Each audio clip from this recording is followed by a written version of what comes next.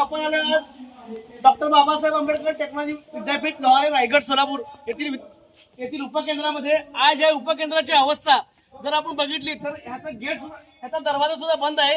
आतमध्ये स्टाफ नाहीये कोणी पण.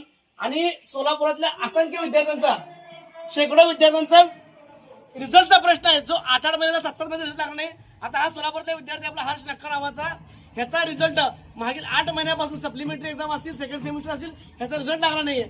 यामुळे हा विद्यार्थी ऍडमिशन घेऊ शकत नाही पुढच्या वर्षाला. आता पुढच्या 9 तारखेला याची एक्झाम आहे, अजून सुद्धा रिझल्ट आला नाहीये. या संदर्भामध्ये एजी पाटील कॉलेजच्या प्रिन्सिपलला संपर्क साधला असता, त्यांनी स्टाफला संपर्क साधला असता, त्यांनी विद्यापीठाकडे बोर्ड दाखवलं तर विद्यापीठाच्या या उपकेंद्राकडे आपण आलो असता. तर या विद्यापीठ उपकेंद्राचं म्हणणं आहे की आम्ही काहीच करू शकत नाही, आम्ही फक्त माध्यम आहे, आम्ही विद्यापीठाला कळवतोय पण विद्यापीठ याची काही दखल घेत नाही. ह्याच्यातून विद्यापीठाला गांभीर्य काही नाही राहिलं. या विद्यार्थ्यांचं शैक्षणिक वर्ष वाया जात आहे, वर्ष संपुष्टात आलंय. हा गरीब कुटुंबातून येणारा विद्यार्थी शिक्षण झगडतोय, शिक्षणासाठी संघर्ष करावा लागतोय. आज मगाशी एजी पाटील कॉलेजच्या प्रिन्सिपलांनी सांगितल्याप्रमाणे माननीय मुख्यमंत्री असतील, राज्यपाल असतील, चंद्रकांत पाटील असतील, जे आपले उच्चतम शिक्षण मंत्री आहेत, त्या सगळ्यांकडे पाठपुरावा करून मागील वर्ष झालंय पाठपुरावा करतोय पण याची कोणीही गांभीर्य दखल घेत नाहीये. माननीय मुख्यमंत्र्यांना माझं एकच सांगणं आहे, फडणवीस साहेब तुम्ही ज्या मोठ्या मोठ्या बाता करताय या महाराष्ट्रामध्ये, महाराष्ट्र सरकारमध्ये या सुविधा दिल्या, त्या सुविधा दिल्या, रस्ते केले, रोड केले, पण ह्या मूलभूत विद्यार्थ्यांच्या शिक्षणाचा प्रश्न तुम्ही सोडू शकत नाहीये. विद्यार्थ्यांना वारंवार तुम्ही अन्याय करताय. ह्यापूर्वी देखील सोलापूरच्या शासकीय हॉस्टेलमध्ये विद्यार्थ्यांना पिण्याचं पाणी सुद्धा नव्हतं.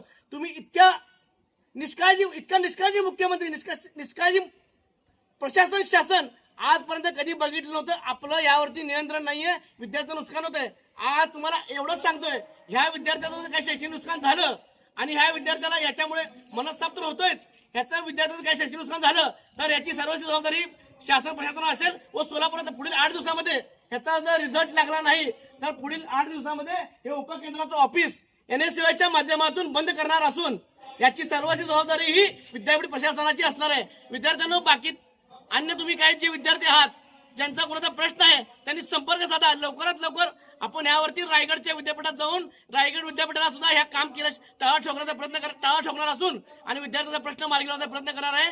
यासाठी माझं एकच सांगणं आहे, राज्यपाल सरांकडे हा विषय आहे, राज्यपाल सरांचं हे लक्ष नाहीये. या निवडणुकामध्ये लोक व्यस्त आहात, तुम्हाला विद्यार्थ्यांचं काही देणं घेणं नाहीये असं यातून स्पष्ट होतंय. लक्षात ठेवा, जर विद्यार्थ्यावर अन्याय होणार असेल तर NSUIच्या माध्यमातून त्याला वाचा फोडून या प्रशासन शासनाला काम करण्यासाठी भाग पाडू, एवढंच सांगतो.